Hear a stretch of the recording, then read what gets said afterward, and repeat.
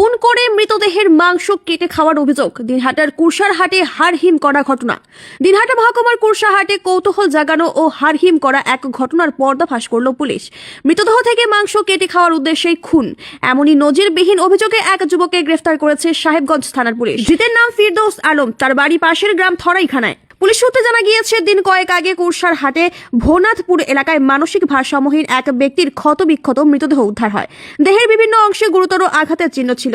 তদন্তে নেমে পুলিশ জানতে পারে মৃত ব্যক্তি স্থানীয় শ্মশানে থাকতেন এবং ভবঘুরে ছিলেন। ঘটনার তদন্তে আরো গভীরে নেমে পুলিশ ফিরদৌস আলমকে গ্রেফতার করে। দিনহাটার এসডিপিও ধীমান মিত্র জানান, প্রাথমিক জেরায় অভিযুক্তের বিরুদ্ধে ভয়াবহ উদ্দেশ্যের ইঙ্গিত মিলছে। ঘটনার সমস্ত দিক খতিয়ে দেখে তদন্ত চলছে। এই ঘটনায় এলাকায় চরম আতঙ্ক ও চাঞ্চল্য ছড়িয়েছে। আপনারা জানেন যে 10 তারিখ, এই মাসের 10 তারিখ 10/1/2026 একটি নৃশংস হত্যাকাণ্ড হয়েছে কুরসারহাটের ওখানে। সেদিন মিলন মেলা চলছিল কুরসারহাটে। আপনারা জানেন একটা ঐতিহ্যবাহী মেলা, যেটি আমাদের বর্ডার লাইনের ওইদিকে যে একটি মাজার রয়েছে, সেই মাজারে একটা খুব বড় মেলা হয়। তা আমরা সেদিন সবাই, আমি, সিআই সাহেব, বড়বাবু, নয়ারহাট ফাঁড়ির বড়বাবু, সবাই সেদিন ওইখানেই ছিলাম। তা ওখানে থাকাকালীনই আমাদের কাছে খবর আসে যে একটি বডি পাওয়া গেছে এবং সম্ভবত একটি আনন্যাচারাল ডেথ ঘটেছে। তো আমরা সঙ্গে সঙ্গে সেখানে যাই। সেখানে যাওয়ার পর বডি তোলা হয় এবং বডি তোলা হওয়ার পর দেখা যায় যে খুব নৃশংসভাবে হত্যাটি করা হয়েছে।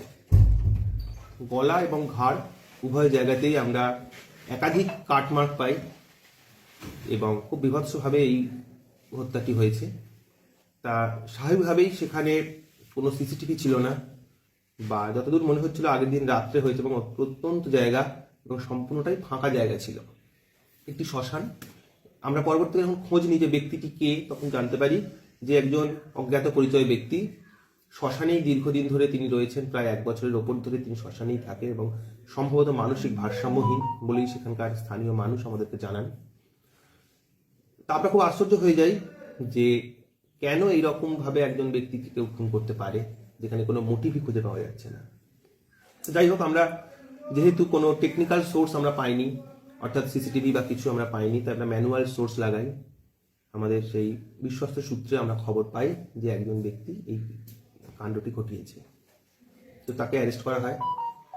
অ্যারেস্ট করার পর তার কাছ থেকে জানা যায় যে সে স্বীকার করে যে এই হত্যাকাণ্ডটি সে ঘটিয়েছে।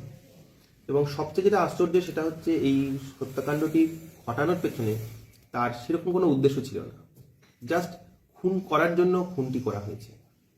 এবং কিছুটা সে অত্যন্ত নেশাগ্রস্ত অবস্থায় থাকে এবং নেশার জন্য তাকে বহুবার রিহ্যাবেও পাঠাতে হয়েছিল আগে অতীতে। এবারে পরবর্তীকালে বিভিন্ন সাক্ষীর মাধ্যমে আমরা এটা জানতে পারি যে সে বডিটি নিয়ে আসে এবং নিয়ে আসার বডিটি মানে হত্যা করবার পর সে মৃতদেহটিকে সঙ্গে করে তার বাড়ির পাশে নিয়ে আসে এবং একটি কলতলায় সেই মৃতদেহটিকে পরিষ্কার করে। এবং প্রত্যক্ষদর্শী কিছু ব্যক্তির কথা থেকে জানতে পারি যে তার নাকি উদ্দেশ্য ছিল সেই মৃতদেহটিকে খাওয়ার, অর্থাৎ ক্যানিবালিজম বলতে যা বোঝায়, সেই ক্যানিবালিজমের কিছু বৈশিষ্ট্য এখানে পাওয়া যাচ্ছে। এটি অত্যন্ত রেয়ার একটি অপরাধ এবং সেই রকম অপরাধ এখানে সংঘটিত হয়েছে বলে আমরা মনে করছি। আরো তদন্ত চলছে এই ব্যাপারে। এই হচ্ছে ব্যাপার।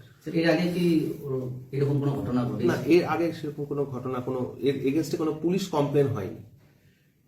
স্বপ্নে বা কিছু দেখতে পেয়েছি বা স্বপ্নাদেশটা এটা এর কথাবার্তা অত্যন্ত খাপছাড়া, অসংলগ্ন।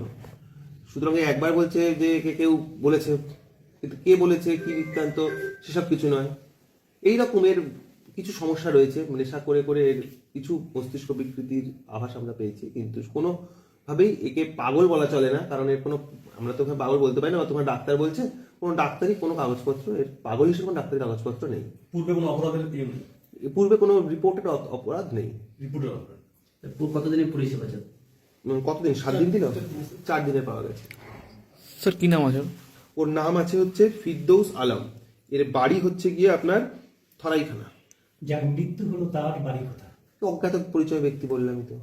1 বছরের উপর ধরে ওই কুরসারহাটের ওখানে যে শ্মশান, সেই শ্মশানেই সে থাকতো। ওকে চয়েস করলো কেন? ওকে মারবে বলে? সহজ টার্গেট। আমি তো বললাম এটা মার্ডার ফর মার্ডার, কোনো আলাদা কোনো মোটিভ নেই। ওই ব্যক্তির বাড়ি কোথায় ছিল এই ধরনের কিছুই জানা যায় আমরা সব করেছি, যত অল কনসার্ন মেসেজ করেছি। কেউ যদি পরিচিত জানায় যে এর পরিচিত, তার পরিচিত ব্যক্তি বা তার অ্যাড্রেস বলতে পারে, তখন জানা যাবে। এখনো পর্যন্ত আমরা এর কোনো পরিচয় খুঁজে পাইনি। लंबे काले घने बालों के लिए जल्द आए हमारे आउटलेट आदिवासी हकी पिकी हेर्बल हेयर ऑयल सेंटर, जो कि मौजूद है आपके शहर जयगांव में, अनमोल होटल बिल्डिंग, जयसवाल मेडिकल के ground floor, link road, Jaigaon.